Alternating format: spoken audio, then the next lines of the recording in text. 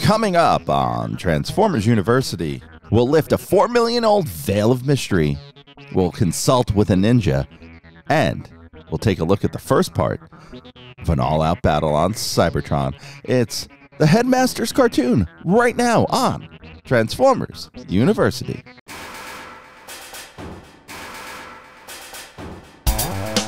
Hello, my friend, and welcome to episode 117 of Transformers University. I am your host, Anthony Brucali, owner, operator, madman behind TFU.INFO, the website, the toy archive, this podcast, TFU News and Views podcast, and oh so much more. And I want to welcome you to another edition of Transformers University. We are going to continue with talking about the Headmasters cartoon in just a moment. I do want to just give you a heads up. If you haven't checked out the latest episode of TFU News and Views, episode number 54, please do give it a listen. I did have a good chance to sit down as part of a panel, as seems to be once every 3 to 6 months, something we do with the Hasbro designers and the marketing team, and really get a good in-depth look at the most recent reveals for Transformers Legacy. So please do check that out over on the News and Views feed. It's also on the main feed if you haven't listened to it. And if you're one of our patrons over at Patreon, some bonus content in that episode for the patrons, and I will review most of the first wave of Transformers Legacy figures. So do check that out. If you're not a subscriber over at Patreon, it's patreon.com/TFU.INFO. The $3 level and up, I'll get the exclusive podcast. So please do check that out. But today we are talking the Headmasters cartoon, because what is more fun than this cartoon? Lots of things. I've been having a hard time getting into watching these episodes, and I've never really seen Headmasters aside from a few episodes that my friends used to like to goof on.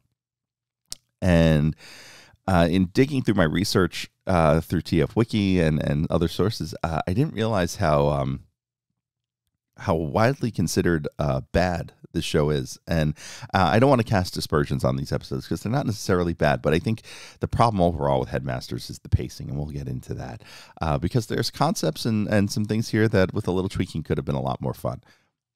But we'll start with episode number 7. The actual title and the title on the Shout Factory DVDs, they got that right. It's called The 4 Million Old Veil of Mystery, but on the Omni Productions version, it's called 4 million years, the Veil of Mystery. All right, and that's just a little different from the actual title. Not too far off, but it doesn't quite really link the two together. So we head off to the planet Cha'ar. Galvatron is angry, and Scourge informs him that Scorponok has come for a visit. Cyclonus believes Galvatron's bad mood clouds his judgment. But in the dub, Scourge and Cyclonus have a bit of a different exchange. He does look somewhat strange, doesn't he? Can't you think of anything good to say about anyone? That's your problem, you know. See, that Scourge in the dub is all about the manners. Scorponok and Galvatron meet in the shadows. We're going to have a lot of shadowy Scorponok in the next few episodes. It's Lord Zarak's body from the toy.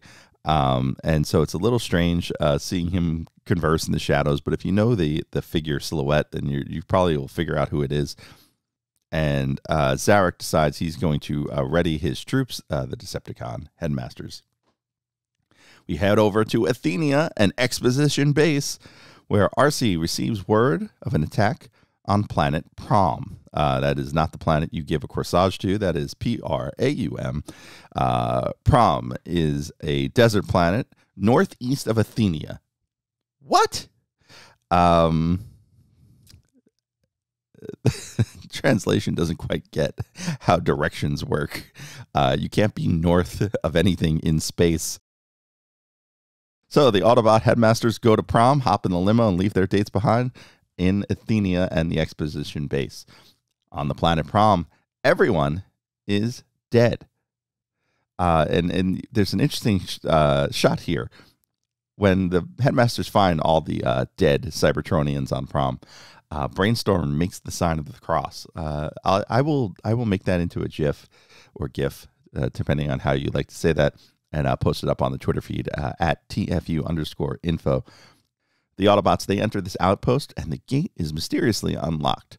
Chrome Dome thinks he sees a survivor, but the Dub will give us his proper reaction. He's dead! Darn it! Additionally, in the Dub, Cerebros, a.k.a. Fortress Maximus in the Dub, he observes the dead. Just look. Look at them. They all have a large, deep hole in their bodies. Back on Earth, Rodimus Prime is visiting Ultra Magnus about an energy source, and Ultra Magnus knows nothing of it. The energy source came from base P21, so Rodimus and Ultra Magnus go to visit, and they find everyone dead.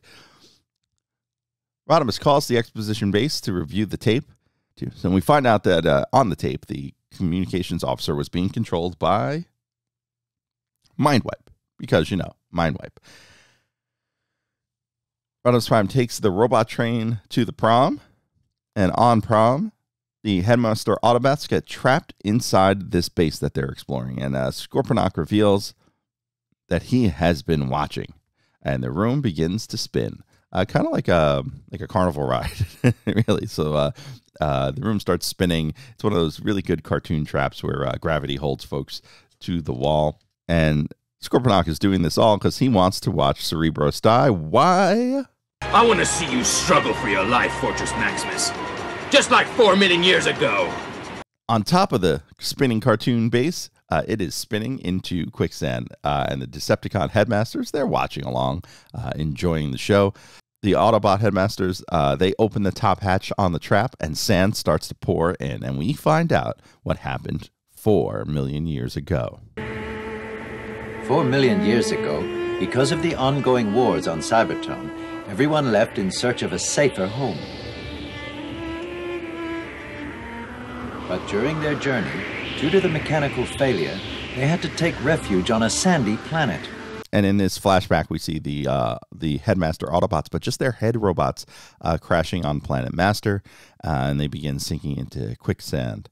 In the sub, the subtitles say they were too experienced to transform, but in the dub, we get a different take. But at that time, Fortress Maximus didn't have the power that he possesses now, so he couldn't help everyone around him. A lot of soldiers died in this incident. So this causes the Headmaster Autobots to have a bit of a flashback, and it continues on to their training on Planet Master. During their training back then, they survived extreme high temperatures that almost melted their bodies.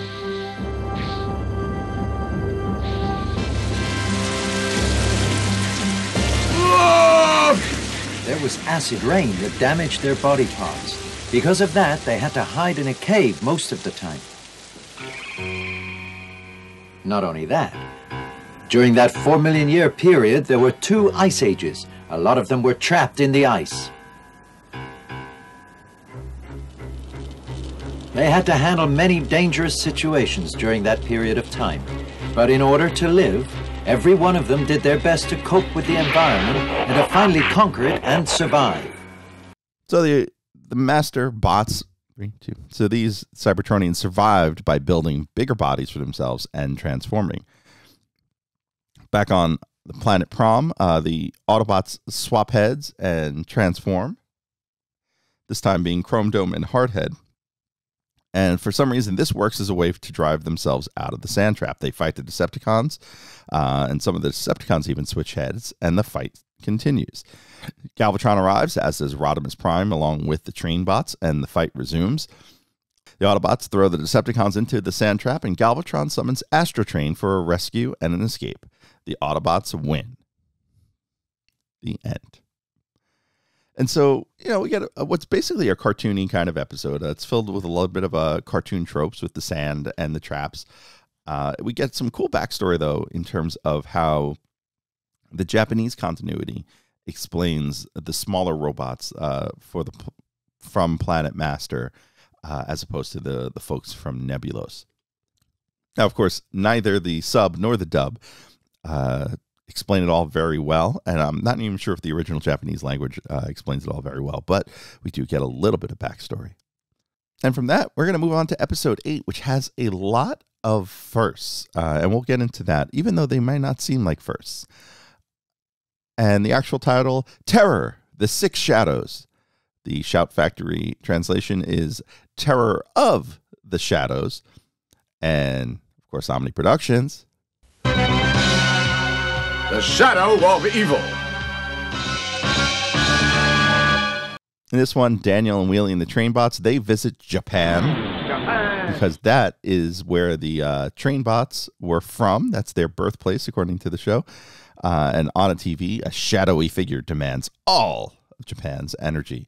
And if you're familiar with your Transformers show models, you probably have already figured out who the shadowy figure is. But I will save the mystery as we move on. Both the Autobots and the Decepticon try to figure out who this guy is. And Cyclones and Scourge, they come up with a plan to just steal the energy during all the confusion whenever this dude decides to attack. They get permission from Galvatron to do this and invite the Decepticon Headmasters along, but those guys would just much rather play poker, and we actually see them playing poker. We find out that Japan, the US, Canada, USSR, UK, and France have all been threatened by different shadowy figures. So that makes 6 individual shadowy figures, 6 shadows, like the title. Also fun to note here is the USSR still exists in the future in this one. So the fall of communism in Russia did not happen in the cartoon continuity in Transformers, probably because this was all produced before Rocky IV and the Scorpions took down the Berlin Wall. Now, the Autobots decide to investigate these individual countries, and the Headmaster Autobots, they head to my hometown, New York City, and go visit the Statue of Liberty, something I have never done. And they have this observation. The Statue of Liberty looks a bit like RC, doesn't it? No. I think RC looks much prettier than this statue here. Now, the neat thing about this observation is that the Shout Factory translation subtitle actually says the opposite, in that Brainstorm's observation of RC's looks is that the statue looks better than RC. So the Autobots regroup at base and try to figure out what is going on with this robot who's threatening 6 countries. And it's kind of neat scene in that Ratbat is spying on the Autobots. They don't know it. And the only reason they find out is that one of the Trainbots sees Ratbat in cassette mode stuck to the ceiling, reflected in his drink. I don't know what he's drinking. Let's say it's coffee. So it's pretty neat how they find out. And then Ratbat flies away and informs Sound Blaster. Sound Blaster and Cyclonus and Scourge, along with Six Shot, discuss their options should they join forces, and Six Shot weighs in. That's right. I'm the consultant here, so if you ask me, I'd say no. I say it's a bad idea. I wonder why this robot that turns into 6 things doesn't want to investigate any further. And actually, I'll explain that in a little bit. But the extortionists, as they're called in the subtitle version, attack in various forms all over the world. The Autobots, they end up finding Cyclonus and Scourge in some rubble in New York City trying to make a plan. What are you talking about? You can tell us. Let's go! And while the dub of this is a fairly casual line, the subtitle versions has the Headmasters asking Cyclonus and Scourge if they're on a date together. And I'll post a screen cap of that up on Twitter, so please do check it out at TFU.INFO. So with some careful observation and calculation, the Autobots expect the next attack to be in Japan. Why? Because Japan has just developed a technique to get energy from the sea. Energy from the sea. That's my favorite canned tuna. Who knew? Now, Daniel and Wheelie and the Trainbots, they happen to have been in Japan, and they're out there shopping. The Headmaster bots, they're annoyed because they feel like they should have been doing some work. The Trainbots argue back that they were patrolling the entire country. And Daniel, he just wants the fighting to stop. And he gets so annoyed because Chrome Dome's really just being a jerk. And Daniel takes all the stuff that he had been buying, gifts for his parents, as the dub calls it, slams it down on the ground and runs out. And when he does slam the packages down, one of them opens up and there's a bunch of like Transformer-y looking toy robots in there. So it's kind of meta in a lot of ways. So Daniel runs off to his room where he is quietly pouting, playing with a ninja star. Yes, he is playing with a Ninja Star weapon. It's just like, hey, look what I got. I'm a 7-year-old kid. Here's my sharp object. Chrome Dome, knowing that he was a jerk, comes back in to apologize to Daniel. Daniel accepts it. And as they're talking, he starts talking about this Ninja Star that he is playing with. And he explains that the sharp object belongs to a ninja, and he explains what ninjas are. This jars Chrome Dome's memory, and it's time for a flashback. Back then, we were trying to develop our energy program, and all of a sudden, there was a robot.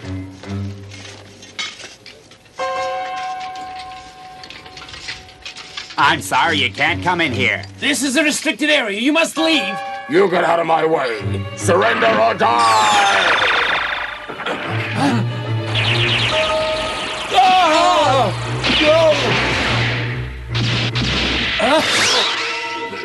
You'll die! Abelo! Abelo! Now, Abelo, as he's called in the dub, is called Abel, like Cain and Abel, in the subtitle version. And Abelo, Abel, however you want to call him, he dies. And so, with this memory, the rest of these Autobots go to inform Rodimus Prime of what they think is going on.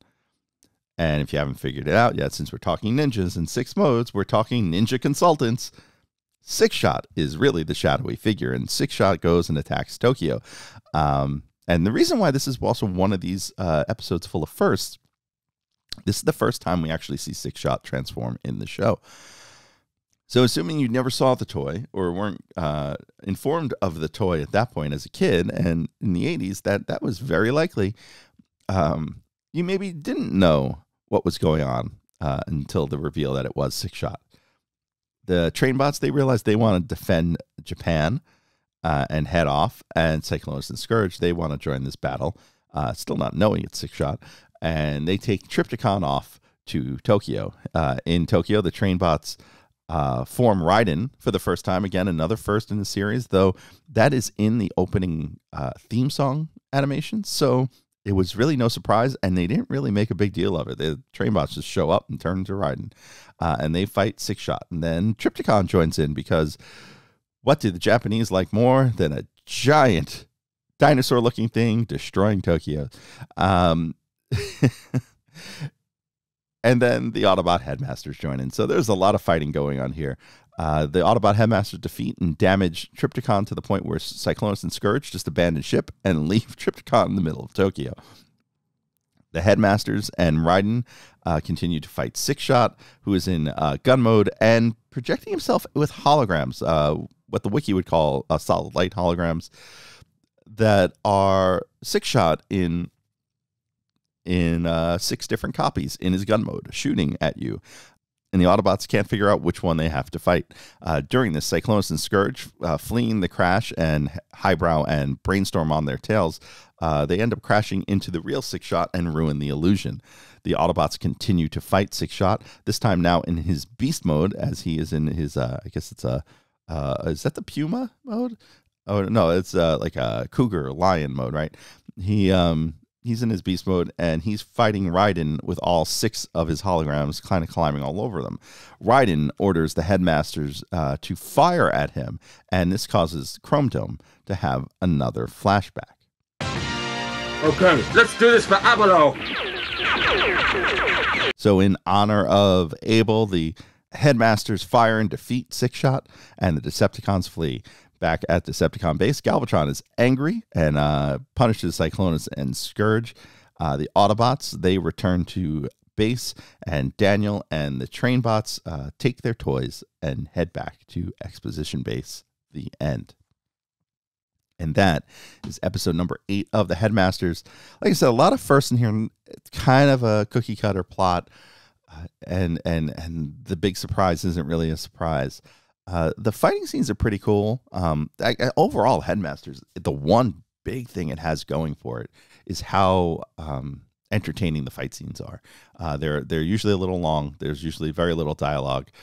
I am hesitant to say they're well animated, but the action is well animated. Let's put it that way. and they're engaging. And part of that, I think, also is the music is very engaging when it comes to those scenes. Hey, want to help out this podcast or the website TFU.INFO? There's a number of ways you can do it. Let me tell you how. You can help us directly by joining our Patreon and enrolling as a student at Transformers University. There, you'll get early access to the podcast as well as exclusive behind-the-scenes peeks and perks for as little as $1 a month. Sign up is quick and easy. Just swing on by to www.patreon.com/TFUINFO. Another way you can help us is by using our Amazon link, www.tfu.info/Amazon. Type that into your browser whenever you want to shop at Amazon, and a portion of what you spend will be contributed back to us. It's that easy. Finally, you don't become the world's longest running transforming toy archive without some help from other fans. We're always on the hunt for photos of figures and accessories we're missing from our pages. If you'd like to contribute, go to tfu.info/help for a list of what we need, or send an email to info@tfu.info. tfu.info, the Alpha Trion and Omega Prime of transforming toys. Now, back to the show. And that'll take us to the final episode we will cover in this episode of Transformers University, and as episode number 9. And we're going to have a part 1. The actual title is Cybertron is in Grave Danger, Part 1. The Shout Factory version, Planet Cybertron is in Grave Danger, Part 1. And the Omni Productions version, Crisis on Cybertron, Part 1. All right, look, they got the Cybertron right. They were close. On Cybertron, Vector Sigma makes a discovery, and Sound Blaster and his cassettes are spying and figure out what's going on. What did you say? Tell me what's going on. The Sigma computer is testing the manufacture of a special kind of metal called cyber. And what is this cyber stuff? This new metal is very effective. It is much stronger than the ones we're currently using. That's interesting. If I can get hold of it.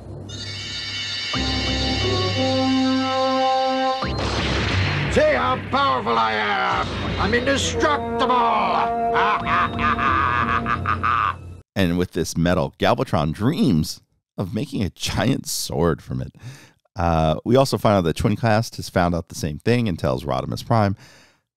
And then we catch up with the Headmasters, and they're working out, like literally working out, lifting weights, running on a treadmill. Again, I will make a GIF or GIF of this and post it up on Twitter at TFU_info. The Headmaster bots, they're bored.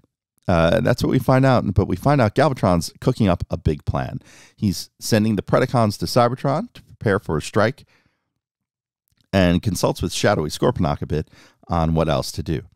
Then Astrotrain, Galvatron, Sound Blaster, the Headmaster Decepticons, and Shadowy Scorponok all head to Earth.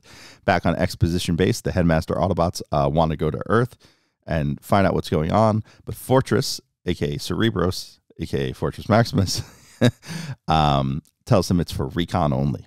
On Cybertron, we meet some Sentry bots who spot the Predacons, and these are really cool. I've never really seen these character models before, and I'm going to make a screen grab of these too and put them up on Twitter, so do check those out.